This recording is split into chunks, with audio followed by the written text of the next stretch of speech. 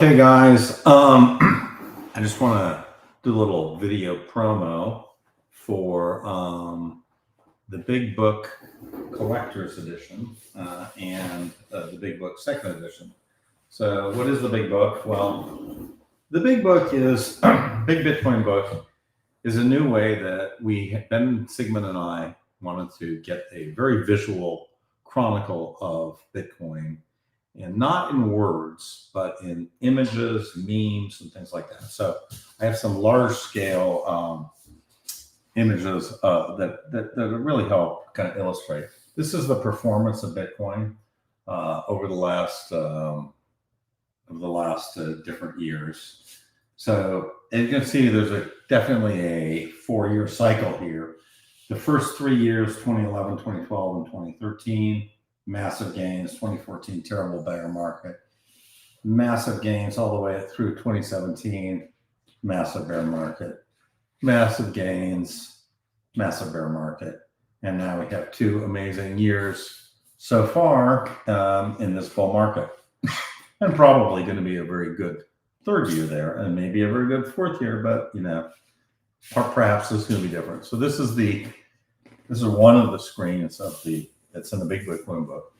And we have a lot of screens like this that basically illustrate the people in the Big Bitcoin Book. So this is Larry Fink, who is saying, IBIT is the fastest growing ETF in the history of all ETFs.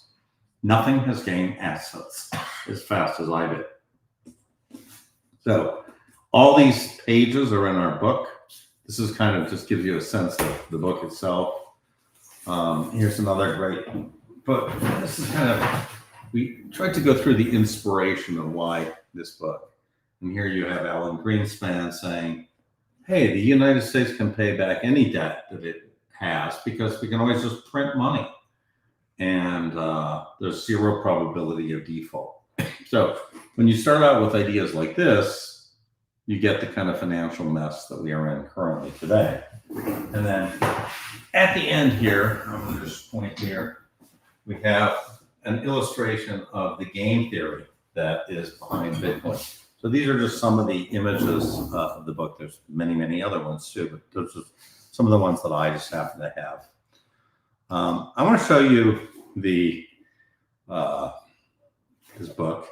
This is the format that we have. And I just want to show, first of all, it's an etched linen cover, right? So you can see here, there's different words. And of course, the first word is Satoshi. I don't know if that's visible here, but you can see Satoshi. It's embossed, debossed into the thing. And that's the book. And each of these first editions is numbered, right? So the first edition is 1 through 1,000. This is the actual first book. And of course, here we start with the quote, if you don't believe me or you don't get it, I don't have time to convince you. Sorry. Well, we do have time, so we wrote this book. And this basically gives you a sense of the quality of this book. It's printed on Mohawk Superfine 80 uncoated paper, right? So this is really a very high quality Toshin style art book. Here's that picture of Greenspan. Yeah, here's sort of the money printing Cantillon effect, This is all the motivations of Bitcoin, and this is all the foundation. So how do we get to Bitcoin? And we start to go through this, and we have a timeline. And this is really, I want to say this is really the idea of this book. Started from some research that Ben Sigmund and I were doing on sort of the intellectual DNA of Bitcoin. So we started with, looking at the code, looking at the white paper, and we started to say, which part of this is really Satoshi, and which part of it was, before Satoshi. And so we've retraced all this theory. And so this is really the intellectual history of Bitcoin. It started with these 3 guys, right? These 3 guys are Diffie, Hellman, and Merkle. And they came up with this idea of public-private key cryptography back in 1976, right? And you've heard of Merkle trees, but private and public keys is something that these 3 guys came up with. And we talked to them. Actually, we managed to get a hold of Diffie. He's in his 80s now, but he's getting a copy of the book, and so will Merkel and Hellman, right? So they'll all get the book. And then we have a little bit later in the journey, in 1982, we have David Chaum, who in his PhD thesis at Berkeley starts really inventing the idea of digital cash. And he really is the first person to ever come up with cryptography as a cryptocurrency. That's really him. And he was at our conference. He's seen our book. He's getting our book. We've talked to him extensively. He created that first attempt, but then very far away from Bitcoin, right? We're still at the level of very kind of crude money. This is my friend, Cynthia Dwork, and Cynthia came up with the first concept of proof of work, and she presented to at the David Chaum's conference in 1992. And her co-author on this paper is Moni Naor, who also co-authored with Chaum. So this is the very beginning of kind of Bitcoin. And of course, we get Adam Back, who reinvented proof of work and made it more modern with, at this point, we had SHA-1 that was invented, right? So SHA-1 was only invented, I think, in 1996. Cynthia just missed it by a little bit. So we get Hashcash, right? And so we'll go over that. And then we get Wei Dai, who created, there is no actual picture of Wei Dai on the internet today. He created something called B-Money. We talk about that here. And of course, we have Nick Szabo, who came up with his own version, very similar, called BitGold. We talk a little bit about how BitGold actually works. We have a little screenshot of the initial paper. And then we have Hal Finney, who took BitGold and implemented it in a different way. And so these things use sort of NFTs to store proof of work. It's very interesting. Can't go into it all right now, but it's very interesting. And of course, the NSA, right, who had a lot of work. And the NSA is really part of this early effort in cryptocurrency. And they wrote this paper called How to Make a Mint, right? And so we talk about that here and the differences between that paper and Bitcoin. So very interesting. I love this stuff. Then we get to the white paper. Now, the white paper was first published in October 31st, Halloween, which was just a few days ago, the anniversary of the 16th anniversary of the white paper. And here it is. And we start taking apart the white paper. We talk about what are the things, why do we need the thing? Because, if you don't have final money, you need trust. And if you have this double spend problem, right? So this is the key innovation that we're trying to solve for here. And initially nobody seemed to care. So you had a lot of people who have been trying to solve this problem for years, and they really just could not solve this. They were like, well, we don't care. This is another attempt. It's not going to be any good. And of course, then we have the actual code, Bitcoin 0.1. And here we have the Genesis block. This is actually one of my favorite spreads. And it just has the Genesis block. And we're talking about Chancellor on the Brink, which timestamps the block. And Satoshi kind of set it out. And then we have 4 key inventions now that are being done. First of all, we have finite interval blocks. We have finite supply of halvings. And we have, of course, this Nakamoto consensus idea, which longest chain wins. And lastly, but very importantly, we have voluntary transaction fees. We talk about these things, and then we go on. I'm not going to go through every single page. This is a great analysis of the Nakamoto consensus theory, a little math on the attacker problem, the Poisson distribution, to verify it all. Very interesting. But this gives you a sense of what this book is. And we've spent an enormous amount of time and money researching all this, typesetting it, putting it in this kind of quality, and that every single image is custom made. We have designed this page. So it's the highest quality book on Bitcoin you will ever see. I mean, in terms of just the sheer design of it, it's amazing. It's an art book. I honestly think it's, sometimes I look back at my Stanford thesis and I'm like, how did I possibly write that? Well, anyways, this is the second edition. The first edition we sold, we pre-sold before we even had the final print.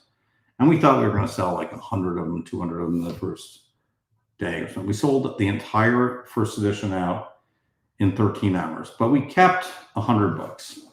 And those 100 books, we were going to give those 100 books out, but we've got a bigger list even than we can do. We need to get more of these books out because we want to give them to all these senators, all the people in CNBC. We want to give a ton of these things away. And so what we've decided to do is take the first editions that we've kept, and we're now selling them in this boxed set. Now this box set is amazing. You can see it's quite a bit bigger than the actual book, right? That's the box set, that's the book. It has a blue thing. And when you come into the box set and you open it up, okay, you'll see it's beautiful. There's another book inside the book. So this thing just looks amazing on your coffee table. Could make a very, very good Christmas gift. These things are, we are not mass produced. They are made specifically for us by the bindery. They're expensive. Anyways, so we're selling the box set, which still has the unique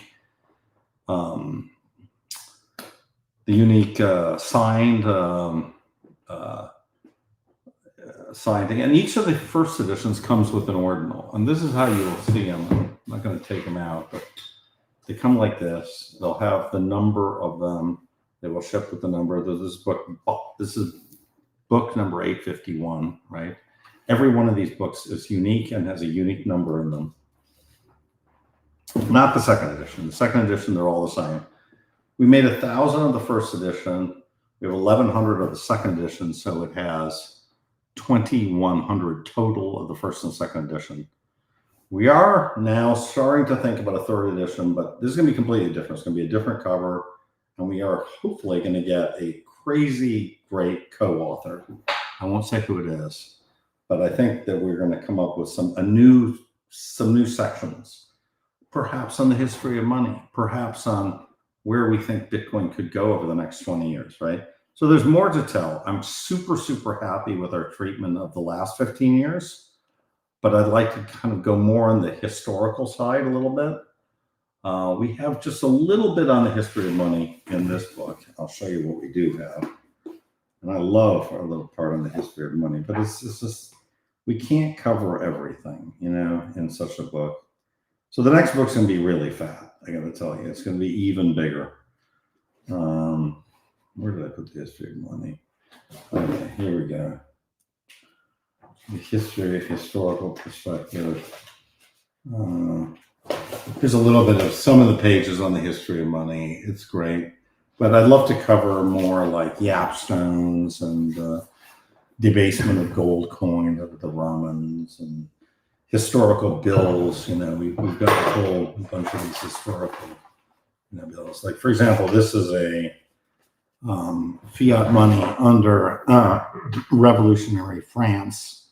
And this was, you could probably buy a cow with this bill at the time. So anyways, we want to include other stuff, but this is going to be a much bigger, different book. And we want to have some time to do it. So if you want to get these books, I would just suggest you go to bigbitcoinbook.com. I'll put it in the thing. bigbitcoinbook.com.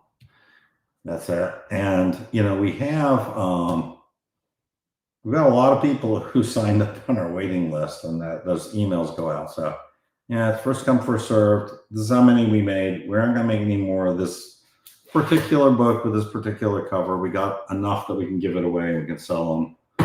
And that's it. Why do we do this? First of all, because we just love Bitcoin. Yeah, we're Ben and I are complete fanatics of Bitcoin. If we had a child, I probably would have named him Bitcoin. I don't know, probably wouldn't have, but you know, I have a 17-year-old, but Bitcoin, he's a little older than Bitcoin. But anyways, we're fanatics about Bitcoin. We wanted to produce like a record of something that's really great, and we think we did it. We think we've produced that thing.